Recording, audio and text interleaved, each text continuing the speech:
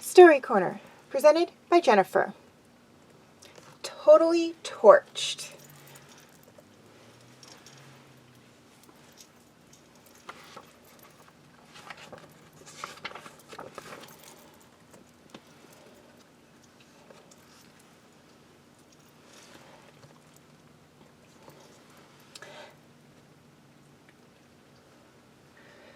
So, what do you think? Detective Drew Warner asked the insurance investigator. Definitely arson, Cliff Ramsey responded, surveying the burnt-out car just ahead of him. You sure about this? Oh, yes, Ramsey said, examining the melted steering wheel and dashboard. It was torched. Why? And by whom? Warner asked. And can you tell me when, by any chance? Let's start at the beginning. Ramsey said, first we know it's Bill Johnson's 1967 Cadillac convertible, and I can tell the top was down when it was torched. Looks like a rag was stuck in the gas tank opening, like a candle wick, then lit.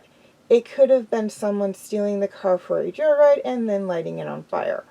Or we've got something else entirely. Oh, that's a big help. Warner rolled his eyes. I think we'd better go talk to Bill Johnson, Ramsey said. The two men got in the police car and drove straight to Bill Johnson's home. Johnson was in his driveway when they pulled up.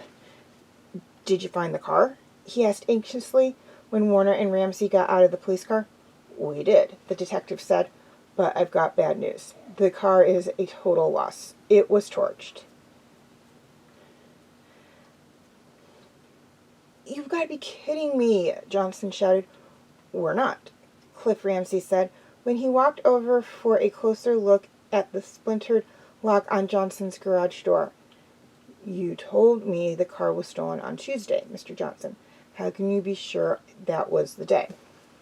Well, Monday was a nice night, so I took the top down and went for a spin. When I got home, I parked the car right in the garage, like always, and locked it.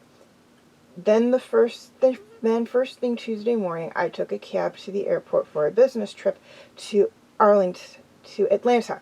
When I got back on Tuesday night, I discovered that my caddy was stolen. Did you actually see the vehicle on Tuesday morning? Cliff Ramsey asked. No, but look at the broken latch. He pointed to the garage. I certainly would have noticed the damage when I walked by the garage on my way to the cab in the morning. Then he pointed at the window overlooking the garage. And that's my bedroom window, which was open all night. I would have heard someone smashing the latch on Monday night. Have you noticed any strangers around? Kids out making trouble, maybe? Warner asked. A classic caddy convertible would be a tempting target for a joyride. As I told the officer 3 days ago when I reported the car stolen. No, I didn't, Johnson replied. Warner pulled Ramsey aside. So what do you think now, Cliff? Warner asked. "What's our next move here?" Cliff Ramsey frowned. "I've got a question, Detective. Do you remember what the weather was like on Tuesday? Rain, wasn't it?" "It rained like cats and dogs. It rained like cats and dogs all day. Started just after I got to work and kept up straight into the evening," Warner answered. "It was the only break we had in this month-long dry spell." Ramsey nodded and decided, "Then it's my opinion that Bill Johnson set fire to his own car and reported it stolen in an attempt to collect the insurance money."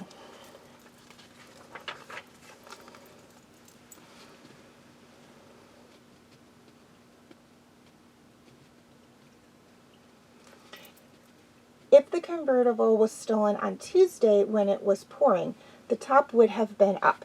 Ramsey suspects that Johnson set it ablaze on Monday, then left on Tuesday for the trip that would be his alibi. Johnson might have gotten away with it if he had checked the forecast and put the top up before he torched the car.